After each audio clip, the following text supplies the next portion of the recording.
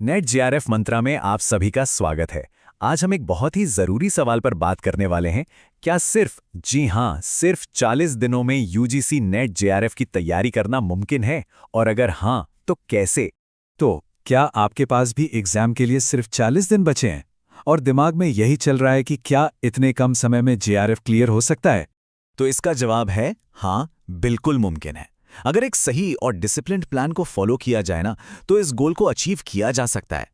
चलिए इस perfect structured plan को जरा डिटेल में देखते हैं। तो ये है हमारा 40 दिन का पूरा सफर एक नज़र में।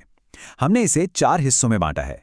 पहले 10 दिन हम फाउंडेशन बनाएंगे, अगले 10 दिन प्रैक्टिस और एप्लीकेशन पर फोकस करेंगे, फिर 10 दिन मॉक टेस्ट के साथ मास्टरिंग के लिए और आखिरी के 10 दिन फाइनल रिवीजन के लिए।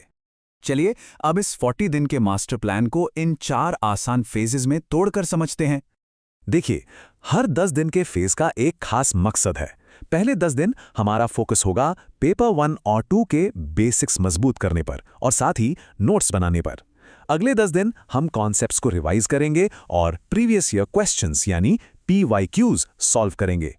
डे 21 से 30 ये टाइम है मॉक टेस्ट का और अपनी गलतियों को एनालाइज करने का।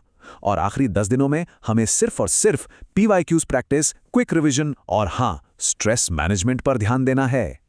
ठीक है, तो मैक्रो प्लान तो समझ आ गया, लेकिन एक एक दिन को कैसे मैनेज करें? चलिए अब एक डिटेल्ड डेली टाइम टेबल देखते हैं जो आपकी प्रोडक्टिविटी को एकदम मैक्सिमाइज कर देगा। ये एक आइडियल टाइम टेबल है, खास तौर से फुल टाइम प्रिपरेशन करने वालों के लिए। दिन की शुरुआत सुबह 4:30 बजे पेपर 2 की कोर थ्योरी से कीजिए, क्योंकि सुबह सुबह दिमाग सबसे फ्रेश होता है ना। फिर 7 से 9 के बीच पेपर 1 की थ्योरी और कुछ MCQs प्रैक्टिस कर लीजिए।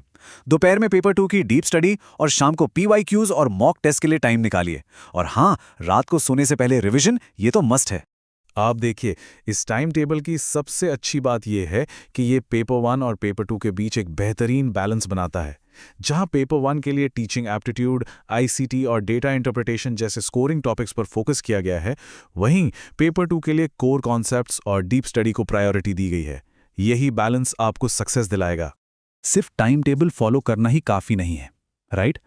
अब बात करते हैं कुछ स्मार्ट स्टडी और रिवीजन टेक्निक्स की, जो आपको पढ़ी हुई चीज़ें लंबे समय तक याद रखने में मदद करेंगी। अपनी तैयारी को इफेक्टिव बनाने के लिए इस 5 स्टेप साइकिल को फॉलो कीजिए। सबसे पहले अपने नोट्स खुद बनाइए, फिर PYQs हल कीजिए और मॉक टेस्ट दीजिए। अब आता है सबसे इंपॉर्टेंट स्टेप, अपनी गलतियों को एनालाइज करना। सिर्फ ये मत देखिए कि क्या गलत हुआ, ये समझिए कि क्यों गलत हुआ।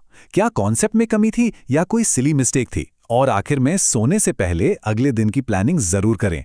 ये साइकिल आपको हर दिन बेहतर बनाएगा, ट्रस्ट मी। अच्छा, अपने वीकली गोल्स को एकदम क्लियर रखिए। सोमवार से शनिवार तक डेली प्लान को फॉलो करना है। टारगेट ये होना चाहिए कि रोज पेपर 2 का कम से कम एक टॉपिक और पेपर 1 का एक सब टॉपिक पूरा हो जाए। अपने 40 डे प्लान के फेज के हिसाब से मॉक टेस्ट को शेड्यूल में शामिल करें और जो हल्के फुल्के टॉपिक्स हैं उनके लिए वीडियो लेक्चर्स का इस्तेमाल कर सकते हैं। तो अब हम अपने डिस्कशन के अंत की ओर बढ़ रहे हैं। JRF के इस सफर में सबसे जरूरी चीज आखिर है क्या? वो है निरंतरता, यानी कि कंसिस्टेंसी। एक बात हमेशा याद रखिएगा, एक स्ट्रक्चर्ड प्लान जब डिसिप्लिन के साथ फॉलो किया जाता है तो ये 40 दिन की चुनौती को एक अचीवेबल गोल में बदल देता है। सबसे जरूरी बात बस यही है कि आप इस प्लान पर टिके रहें। उम्मीद है कि ये 40 दिन की स्ट्रैटेजी आपके लिए मददगार साबित होगी। ऐसी ही और भी स्ट्रैटेजीज और गाइडेंस के लिए नेट JRF मंत्रा को सब्सक्राइब करना बिल्कुल मत भूलिएगा। All the best.